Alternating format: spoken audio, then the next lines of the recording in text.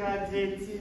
Доброе утро, Людмила Петровна! Сегодня мы будем учить алфавит. Итак, что это за буква? Ева. А. Правильно. А что это? Леня. О. Молодец. А что это? Лиза. Е. Нет, это неправда. Давайте попробуем еще раз. Что это? Яша. Я. Нет. Феликс, что это? Ю. Нет. Все. Давайте споем песню.